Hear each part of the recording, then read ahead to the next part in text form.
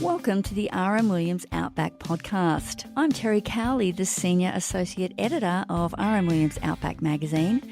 Thanks to Elders Insurance for sponsoring this podcast.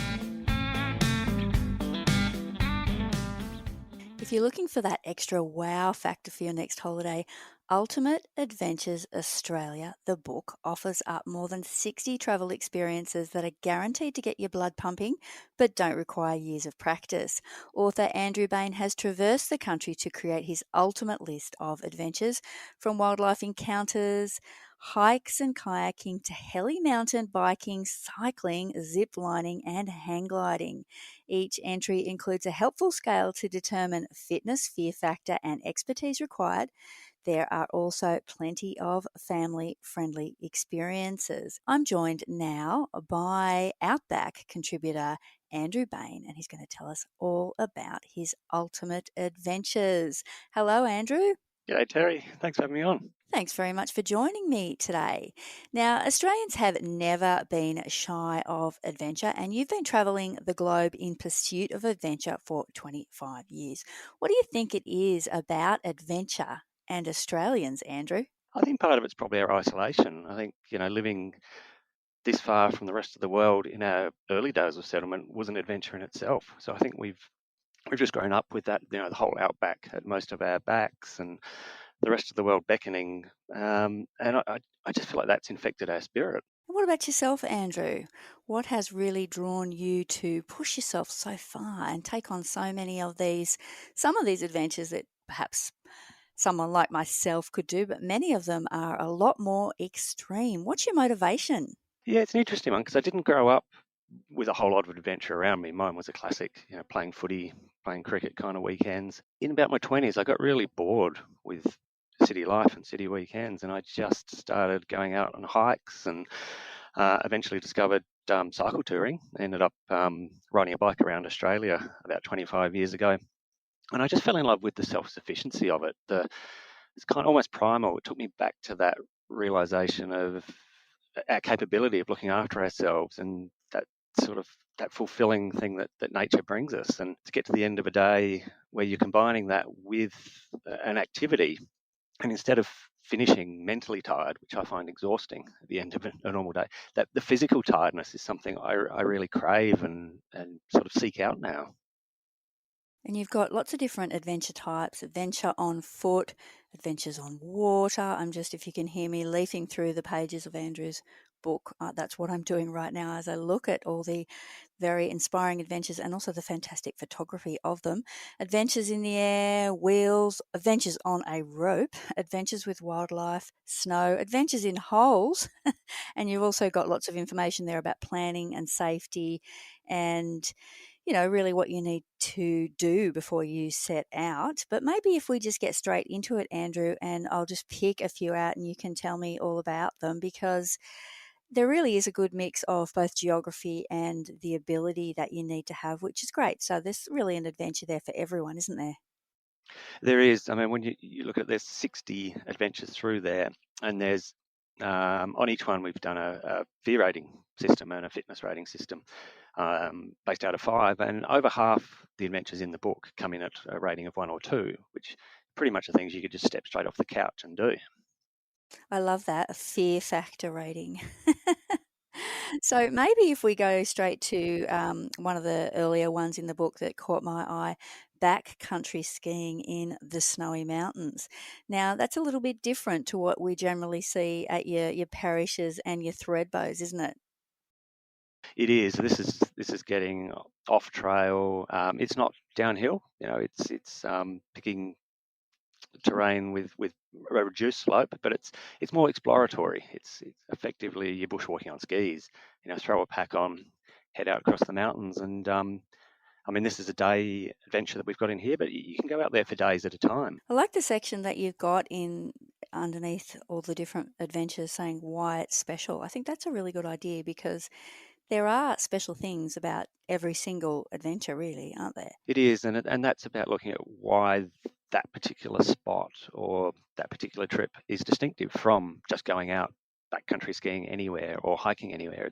It's distilling that particular adventure down to its core, really. And often it's about that landscape, isn't it? Oh, it is. I mean, the landscape to me is the key factor in everything. Adventures and adrenaline are great, but it's the landscape that keeps pulling you back. And one that is on the bucket list of many Australians that you've got in the book, climbing to the top of Mount Kosciuszko. I must admit, I'm embarrassed to say I have not done that yet. You need to get out there and do that one. I know. That's our key point, and it's a super easy walk because the the bulk of the climbing's done by chairlift. You hop on the chairlift at Thredbo, you sort of hoist it up 500 metres, and then it's a fairly flat walk across the plateau of the main range, really. No excuses though. I better put that in my diary for maybe later in the year. It's un-Australian not to. Obviously, it'd be a very different walk depending on the time of year, though, wouldn't it? It is, yeah. You do have to keep an eye on snow conditions. Last time I did it was November, and still part of the trail was under snow, but in a very accessible way. But it's certainly not a walk you'd be doing in the middle of winter. So something quite different to that then would be rock climbing, Mount Arapiles in Western Victoria. Yeah, I mean that's the epicenter and the heartland of rock climbing in Australia. Once upon a time, it had the hardest known route in the world, and through the 60s and 70s, it just a whole bunch of dirtbag climbers gravitated to it and basically lived there for months at a time, picking out routes. Dirtbag climbers. Yeah, so that all What does that mean? kind of means how it sounds. It's those guys they'd set up in the Pines campground at the base of Araps, and they would just climb and for days, weeks, months at a time.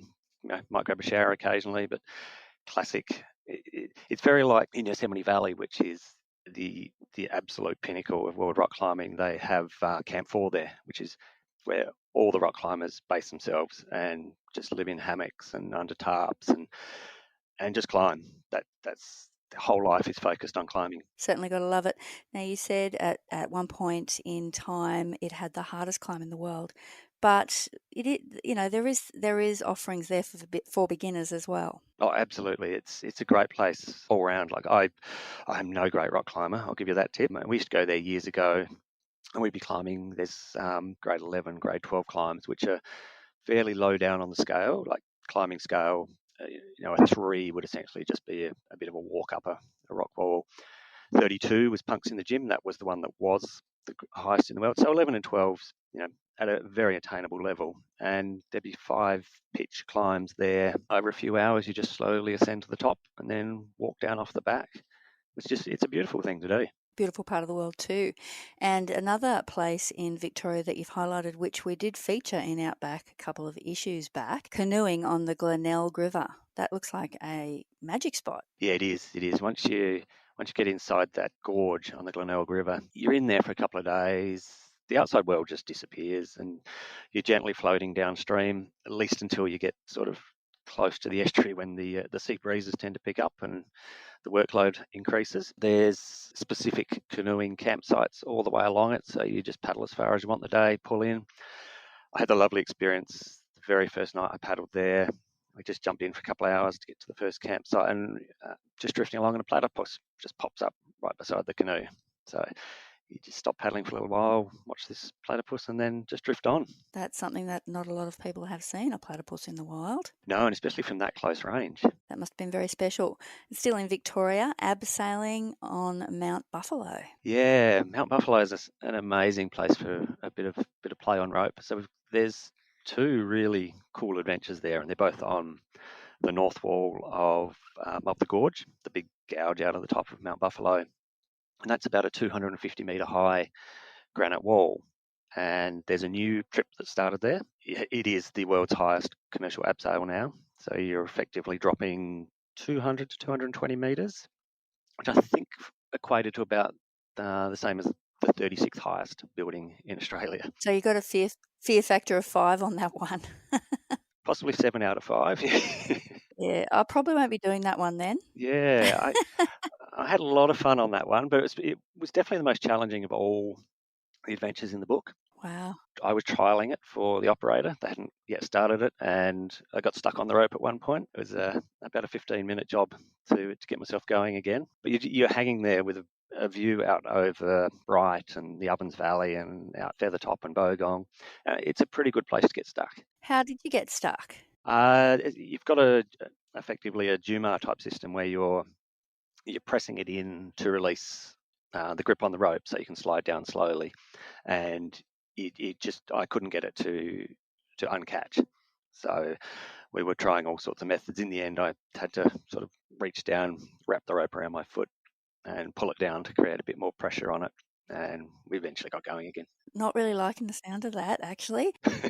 And speaking of not liking the sound of that, this sleeping on a portaledge at Mount Buffalo, I showed this to my son who is scared of heights, and he just looked at it and just went, "Why would you do that?" Well, it's a glimpse into the world of rock climbing without having to do the up bits.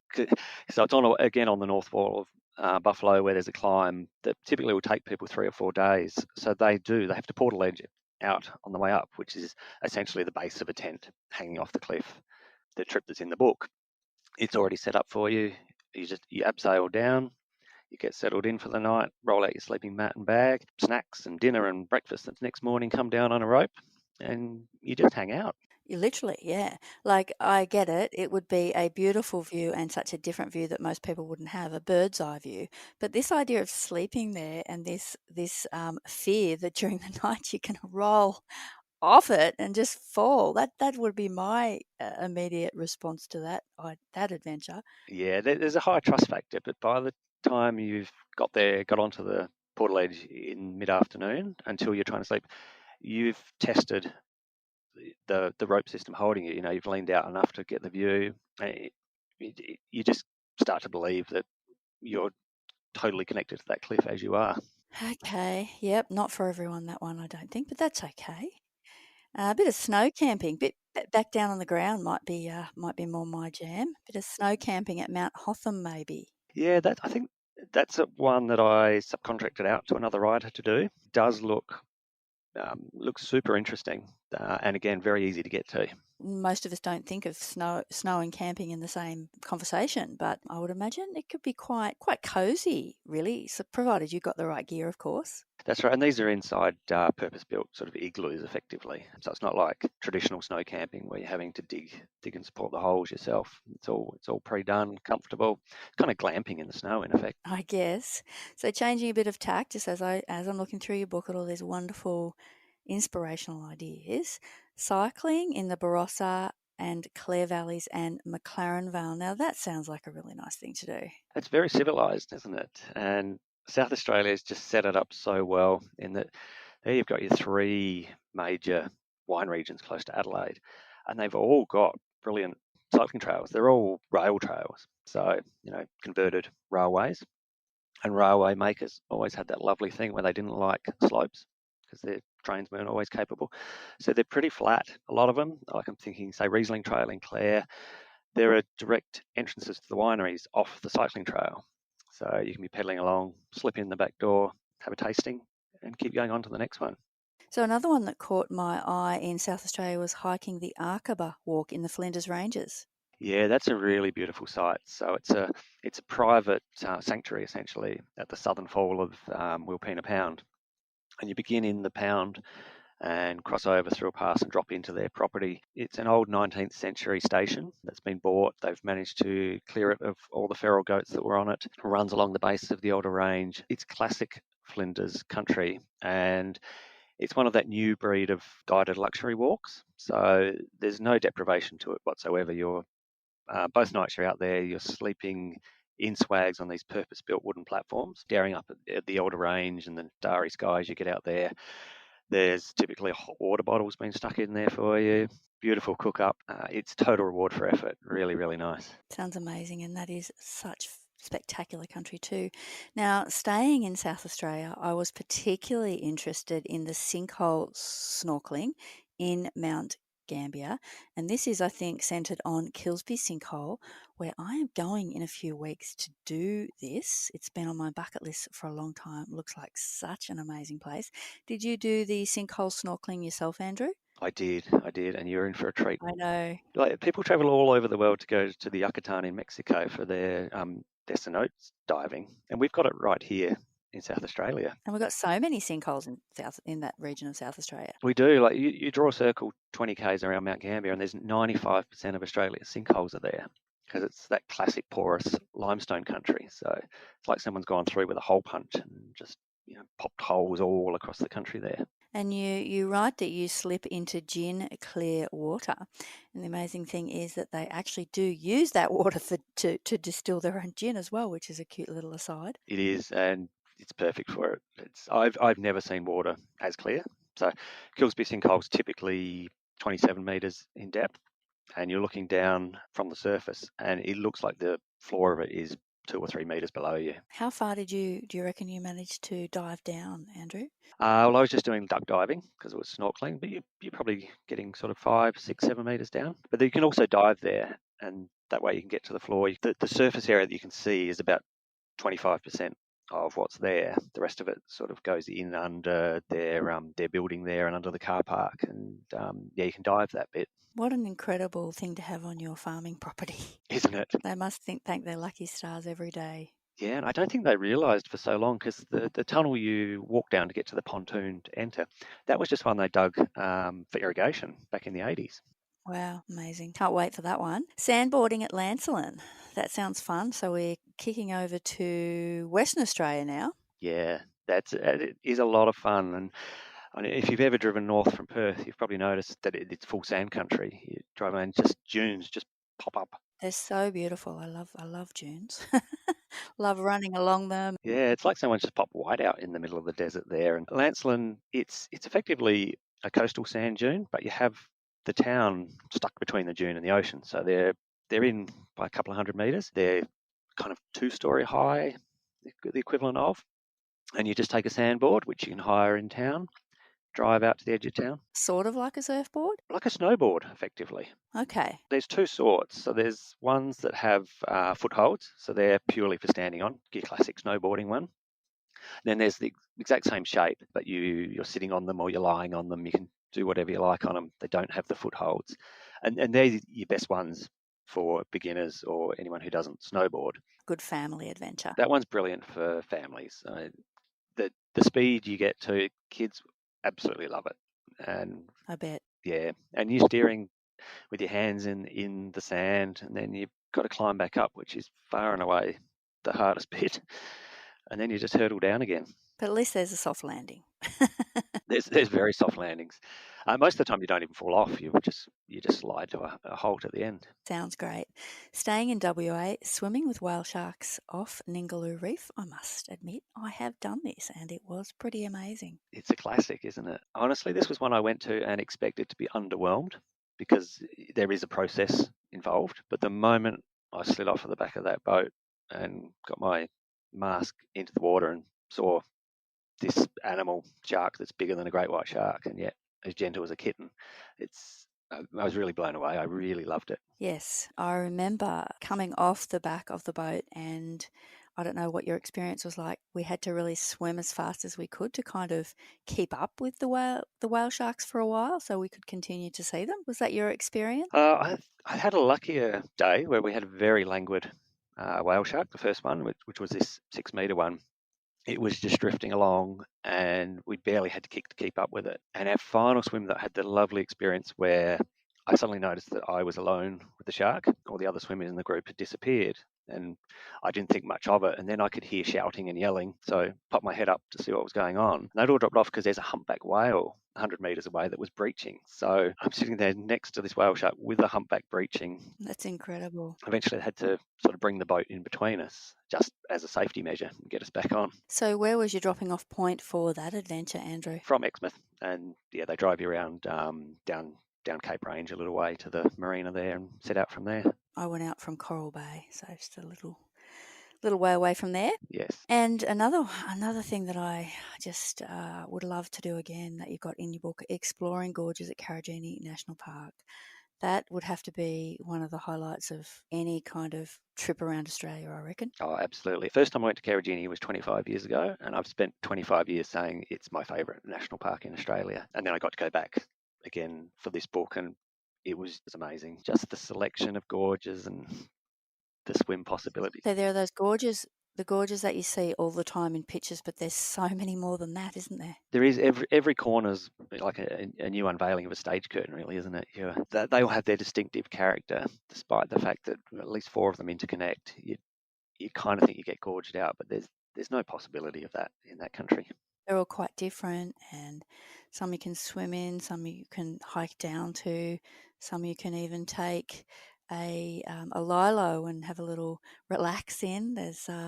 And they're always pretty cool. I mean, it's very hot in that part of WA, and the water is always pretty refreshing, isn't it? The water's icy. I think because the gorges are so narrow, the water doesn't see sun, and there's a shock value to getting in them. That's for sure. Did you go canoeing in Nitmaluk National Park? I guess that's what we used to call Catherine Gorge. That's correct. Yeah, I did do that. That was one of the first adventures I did for this book, and kind of set me off on a nice path. It's just you've got those interconnected 13 gorges that make up Nitmaluk. You start in the second gorge where the boat drops you off. They've got a whole raft of canoes set there. And most people just set off for a half day or a full day, but you can go out for 2 days, which is what I did. So paddled through to Gorge 7, came back. There's a beautiful, beautiful campsite at Gorge 6, just on this elevated beach, pinched between cliffs. You're looking straight across it. When we were there, some nesting peregrine falcons that were hanging around all evening. And there wasn't another person around. It was a really beautiful night right there at the cliffs that make up the Arnhem Land escarpment. Crocodiles an issue with this adventure? They have the potential to be, but they aren't, in a sense of there's nesting sites for freshwater crocs that you pass and see. But before they open up the gorge for the season, after the wet season, the rangers spend weeks going through checking for crocs. They've got a particular style of buoy that crocs are drawn to, and if they've got bite marks, then they don't open up. So it's, I believe it's about a 6-week process they go through to make sure. So, staying in the Northern Territory, hiking the Larapinta Trail in West Macdonald National Park has been, well, it's not been going for that long, I don't think, that trail, but it's certainly been one of the most popular, probably, walking treks in the Northern Territory in recent years, hasn't it? It has, even right across Australia, like it probably rivals the Overland Track now for popularity. It's the track most hiking companies tend to gravitate to and use as their main base. I first hiked it back in 2005, just after it opened, and it's brilliant, designed by nature effectively, because most days you're walking through dry country, but camping and finishing by a waterhole. So you're getting a nice cooling swim and a water replenish every night, and they've set up water tanks along the way now, so it's quite a civilised way to walk across a desert. Beautiful gorge country as well. Certainly is. So in that similar region, heli biking, not something I ever have thought too much about. Heli skiing you hear about, but heli biking you don't hear so much about. That's right. It's almost a borrowed concept from New Zealand, really, because it's quite a popular way to mountain bike over there. But in Alice, it's essentially, they've got this absolutely stunning mountain bike network there. It's one of my favourites in Australia because it's all really natural. Instead of being sort of pieced together by designers to have these very cool features, it has them naturally. You're dropping in and out of creek beds and over exposed rock. And then you've got this one trail called Hellline that ventures out into the West Macdonald Ranges for a while. It's the longest one in the network. And the local helicopter company will take you to 3 points along that and drop you at your choice of one, and then you just ride back. What a great idea. Well, it was the only heli biking available in Australia, but there's actually started up on the west coast of Tasmania in the last few weeks as well. So this could be a growing genre. Yeah, definitely. Now, I think we're moving into Queensland when we talk about Cobalt Gorge. Yes. So stand-up paddleboarding, Cobalt Gorge. Cobalt Gorge has captured my imagination for a long time, looking at pictures of, people hiking and maybe canoeing in there, but I haven't seen stand-up paddleboarding. It looks like a really beautiful way to discover it. But stand-up paddleboarding, I have done it. It's not actually as easy as it looks. It's not. It requires a certain degree of balance. I mean, because whatever water you're on, you've got one leg going one way, one going the other way. But there's nowhere that's going to be easier than in Cobalt Gorge. There's not a lot of flow in there. There's no wind effect. There's no wave. It's a very gentle journey up through that gorge. And to me, the amazing thing is you're in the outback. Like, if you'd said to someone, I'm going to do a water sport in the outback, they're going to think you're crazy. It looks absolutely beautiful, and that's another family-friendly one, I think. If you can actually, have that balance and stay afloat whenever I've been paddleboarding with a group, someone's always ended up in the drink, but that's okay. I think that's part of the process. Speaking about ending up in the drink, you've also featured rafting in the Tully River. This looks like fun. That is a lot of fun. Like, this is just word of adrenaline for 3 hours. You get popped in immediately below the power station, and you're straight into 2 to 3 hours of rapids, and they're very changeable. I love the way that every rapid's got a name, but when you're in them, it just all feels the same. You're just bouncing around, and there's no option to stay dry on a journey like this one. And is this guided? Like, do you have to be an experienced rafter? Yes, you do. Like, you would only do this guided unless you were very experienced. Like, an international rafting association rates this in the top 10 rivers in the world. Never. I don't even know if I've heard of it. Yeah, it flows out. It's in behind the town of Tully, so you've effectively got the wettest place in Australia. So water's not an issue. It runs right along the edge of the Wet Tropics World Heritage Area. Beautiful. And speaking of rafting, Franklin River might be a little bit more gentle, in parts at least. Yeah, in parts. I mean, this is my absolute favourite Australian adventure. I've been lucky enough to go down a couple of times, and it's a really committing journey. So you're on the river for typically 8 to 9 days, and once you leave from below the Lyle Highway, and so you're in the Collingwood River at that point, as soon as you leave that, you don't see another sign of humanity until the end. There's no buildings, no cultivated land anywhere in that catchment, and a lot of it's very gentle, but then you've got this big chunk of water in the middle, the Great Ravine, where there's some really, really powerful rapids, and you're usually not going to raft them. It's a whole day of portaging. So you get a whole other activity thrown in where you're scrambling along cliffs and throwing rafts over rocks, and which essentially your guides are doing, because you're going down this in a guided trip. It's super exciting. The banks are so hard to pitch on that you're never sleeping in tents. You're just sleeping out in the open with a tarp if any sign of wet. And I had one night there where I lay out my mat, went to sleep and woke up, and I was surrounded by glowworms just under this fern. Wow. A really magical moment. That's very cool. And of course, with this history of this river, of course, perhaps makes it even more special. It does, and it's almost, there is a palpable sense of something amazing happened here. You know, the day that you come out of Propsting Gorge, which is one of the longer gorges along there, you fall into Rock Island Bend, which is where the famous Peter Dombrovskis photo was taken that graced newspapers and helped stop the river being dammed. It kind of feels like an audience with royalty once you're there looking at it. Now, you mentioned hiking the overland track, Cradle Mountain Lake St Clair National Park, earlier. Now, you're living in Tasmania now. Have you done this a couple of times? I'm up to about 6 now. And have you done it in the depths of winter? I have, yeah. I did. One year went through middle of winter. Got pretty lucky conditions I think about 5 of the 7 days it didn't snow. And then in the middle, it got really heavy day of snow. So holed up that Pelion hut right in the middle point, which was our plan anyway. And we climbed Mount Oakley, which is a peak there in the snow, and it's beautiful country when there's snow on it. But most people would walk it in summer. Been across it in February and had snow. Yeah, took my kids across it when they were really young, and my young son at the time got a bit of hypothermia on day one because the wind chill factor was probably about minus 15, and yet we'd left in really sunny conditions. Because it effectively abuts the west coast of Tassie, just inland. So it's one of the first places that gets hit when the weather comes in across the Southern Ocean. But incredibly spectacular. Yeah, stunning. And given how many of Tasmania's highest mountains you're among, it's relatively easy because it threads beautifully between the mountains rather than over them. Now, something that we haven't mentioned is whitewater sledding, which is something a little bit different. So laying down on the sleds and going down the Meander River, which is also in Tasmania. Yeah, this is a really fun little one. And again, this is perfect for families. It's very gentle. But if you're trying to picture it, think of whitewater rafting for one. What this company uses is lilos, essentially, a sturdier version of a lilo, but you lay on your stomach, paddle with your arms, and you just drift through the rapids, which are very gentle rapids on the Meander. And you head downstream that way. You've got some pretty long sections of flat water, so there are moments you can just lay on your back and look up at the sky and the trees and drift down. at some point you're going to fall off that lilo, and it just doesn't matter in that river because you're knee deep or hip deep. Another family-friendly one.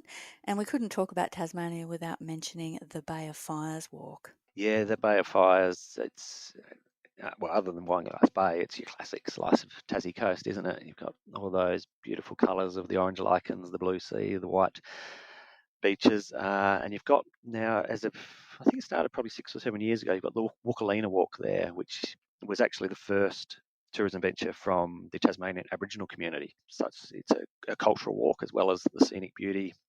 You're learning a bit about the Palawa history, the Tasmanian Aboriginal history. There's a lot of bush tucker along that route, so you're getting to sample that.